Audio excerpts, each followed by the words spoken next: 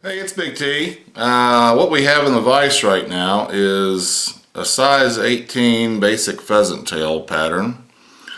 That's on a short shank nymph hook with a 2.3 millimeter countered copper bead. The reason I'm starting the video with the fly already finished here is because what we're going to focus on is not necessarily the fly pattern, but how we're going to tie this fly. So where I fish frequently requires small bugs, and as we age, a lot of times tying those bugs, tying them on the tippet, holding them in our hands becomes a pain in the rear. So what we're going to try and do is use the same exact hook that we have on this fly, but downsize everything to make the appearance that that fly is more like a size 20 or potentially even smaller. So what I have here is a 1.5 millimeter bead on that same exact hook. So we're going to start with that. You could do a 2 millimeter if you wanted to, which is still going to be downsizing. This should overemphasize that. I normally would wrap back 3 or 4 turns further back on that hook shank because I'm trying to minimalize the profile of this fly. I'm going to stick with that. Coming down about 3/4 of the way down the hook shank. I'm going to take a couple of pheasant tail fibers. We probably used 4 on that first fly that was a regular size 18. I'm going to half that and tie those in.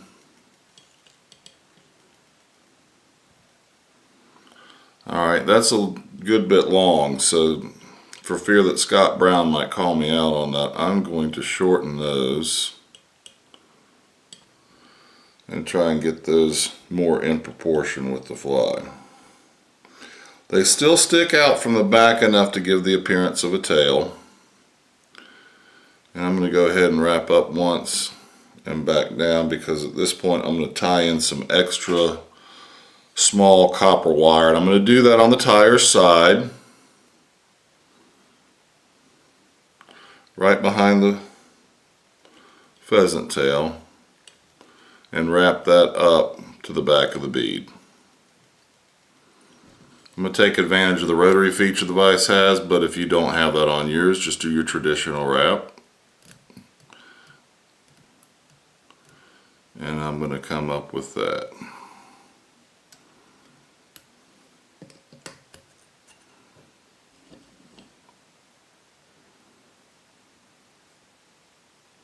Alright, so I have 2 choices now. That copper wire came undone. So I either can just fake it and not tell you guys and kind of skip that step, or I can be honest and admit it and just keep proceeding and pretend like I did that step. So I think I'm going to be honest. Copper wire came out, so rather than retie that, just wrap that up like you traditionally would. I think a lot of us are more experienced tires, are experienced enough to know how to do that. So final step I'm going to do with this fly is tying in the peacock curl in the front. Now normally I get a pretty nice bushy piece from off the stem. I like buying whole peacock eyes versus the ones you get already cut. So here's one that's just the fibers coming off the stem that have a lot of material and bush to them, and then you have the eye itself that's been cut off. And I'll take a couple fibers from in here because they don't have nearly the amount of shag to them, and since we're trying to downsize this, it works better. So I will take a wrap or 2. Could tell I've used that rotary feature a little bit, got out of practice. Wrap or 2 of that, come over and trim that off.